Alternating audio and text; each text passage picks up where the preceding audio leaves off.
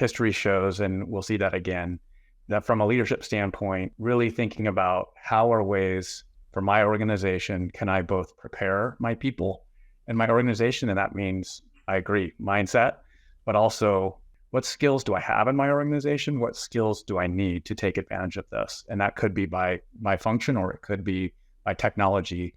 And then what is my plan, both to look at ways where I can adopt AI that's going to have the biggest impact and create that business case and momentum while I'm building the skills and learning. But that requires really a continuous improvement program, but doing it in a way where the speed is just so much faster. 2024 will separate those winners from losers in how they're able to proactively lead their organizations through this.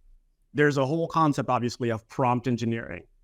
How do you phrase the right questions? And as a leader, building that skill set, it's no longer about doing rote work, but how do you train and upskill your team members to ask those right questions, those insightful questions that are at the core of what John pointed out as well. Either you're growing or you're driving efficiency.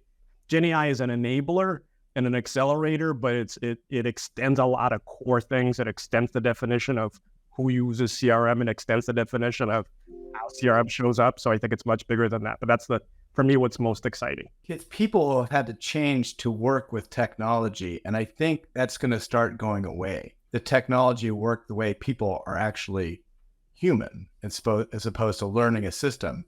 If you go back into the early days of just computers, I mean, they had the whole books for dummies and idiots, and there was digital elitism out there, and that's not gone away. It's still there. There's still like lots of training, and it's great, for people to get educated on the systems, but it's just going to change to work the way people are working. And one of those things could be generative AI, but there's also a whole philosophy around UX that's going to change as well. Prompt engineering, I can't imagine that being a super long-term career right now. I think the generative AI will create the prompts because people just generally don't know what they don't know.